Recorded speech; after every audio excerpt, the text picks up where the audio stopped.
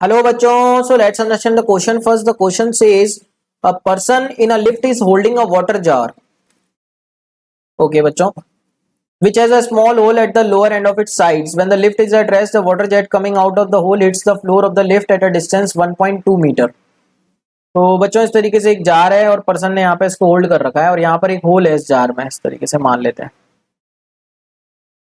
ठीक है बच्चों, तो इस तरीके की सिचुएशन है बच्चों. यहाँ से पानी बाहर आएगा और इस तरीके से ये, और ये पूरा सेटअप एक लिफ्ट में है बच्चों. ठीक है, इस तरीके से हम मान सकते हैं बच्चों.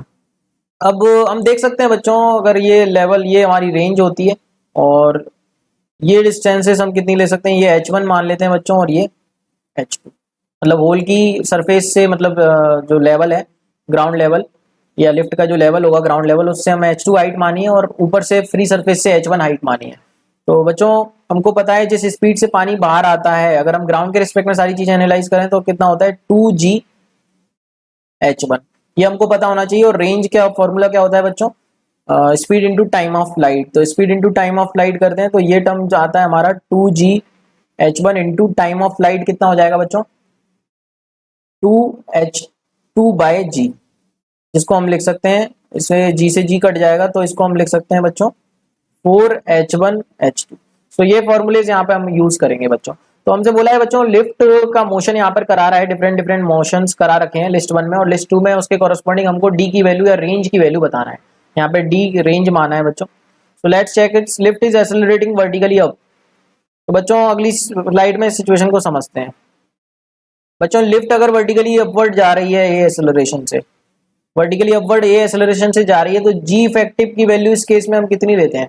अगर इस सिचुएशन को बच्चों हम एनालाइज करें तो जी इफेक्टिव की वैल्यू हम कितनी लेंगे, एम जी तो नीचे लगेगा ही और सूडो फोर्स हमको नीचे लेना पड़ेगा, डेट इज एम ए. तो हम देख सकते हैं बच्चों जी इफेक्टिव यहाँ पे कितना हो गया, जी प्लस ए की तरह हम इसको ट्रीट कर सकते हैं.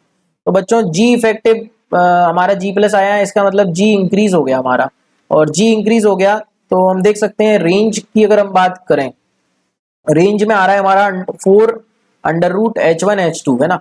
तो उसने यही पूछा है हमसे, रेंज के बारे में पूछा है बच्चों. तो यहाँ पर जो रेंज होगी वो हम बोल सकते हैं बच्चों 1.2 ही रहेगी हमारी, क्योंकि बच्चों यहाँ पर जो रेंज है वो केवल h1 और h2 पे डिपेंड कर रहा है ना, और h1 और h2 तो यहाँ पर सेम है बच्चों. तो हम बोल सकते हैं कि रेंज तो चेंज नहीं हुई इस केस में.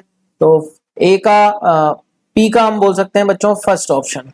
तो पी का तो फर्स्ट हो गया, रेंज चेंज नहीं हुई क्योंकि जी इफेक्टिव भले चेंज हो गया है बट रेंज 4h1 h2 है. Lift is accelerating vertically down, lift is accelerating with vertically down and accelerating less than the gravitational acceleration. तो बच्चों इस बार लिफ्ट सेकंड सिचुएशन में लिफ्ट नीचे की तरफ जा रही है विच इज लेस देन जी. तो बच्चों इस पे हम सूडो फोर्स ऊपर लेंगे एम ए, और effective acceleration due to gravity की वजह से फोर्स लगेगा एम जी. तो जी इफेक्टिव बच्चों इस केस में हम कितना ले सकते हैं, M G minus M A upon M. तो ये हो जाएगा बच्चों जी माइनस ए. तो हम देख सकते हैं इस बार जी इफेक्टिव की वैल्यू बच्चों घट गई, बट जी इफेक्टिव की वैल्यू घटने से बच्चों रेंज थोड़ी चेंज हो रही है, क्योंकि रेंज तो किस पे डिपेंड कर रही है, 4h1 h2, that is h1 and h2 is the product of Heights जो कि हमने यहाँ पे मेंशन कर रखी है. तो वो चेंज नहीं हुई, तो वापस से रेंज तो 1.2 ही रहेगा. तो क्यू का भी बच्चों कौन सा ऑप्शन हो जाएगा, first. Lift is moving vertically up with constant speed. So बच्चों कांस्टेंट स्पीड से अगर मूव करता है लिफ्ट, तब हम बोल सकते हैं उसका एक्सेलरेशन 0 हो गया. इसका मतलब जी इफेक्टिव हम जी के इक्वल ले सकते हैं. कांस्टेंट स्पीड से अगर मूव कर रहा है बच्चों लिफ्ट, तो उसका एक्सेलरेशन हम 0 ले सकते हैं लिफ्ट का खुद का, यानी कि बच्चों जी इफेक्टिव हम जी के इक्वल ले सकते हैं.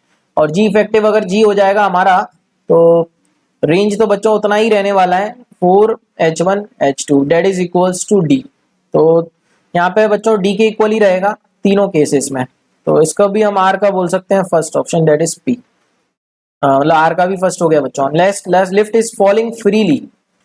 अब बच्चों इसको समझना इंपॉर्टेंट है, अगर लिफ्ट फ्रीली फॉल करे तो क्या होगा यहाँ पर. तो बच्चों फ्रीली फॉलिंग के केस में हमको ये समझना इंपॉर्टेंट है कि जो वेलोसिटी है निकलने की, इफेक्ट स्पीड की अगर हम बात करें, वो कितनी हो जाएगी 0.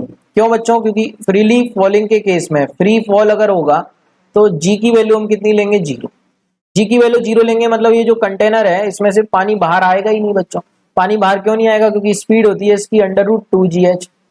तो g 0 हो गया तो पानी के बाहर आने की स्पीड 0 हो गई, तो पानी बाहर नहीं आएगा बच्चों फ्री फॉल के केस में। No water leaks out of the jar, that should be S का होना चाहिए बच्चों यहाँ पे 4। तो let's check the option 1114, 1114 is given in option C, so option C is absolutely right answer बच्चों। So I hope you got the answer, thank you so much and all the very best।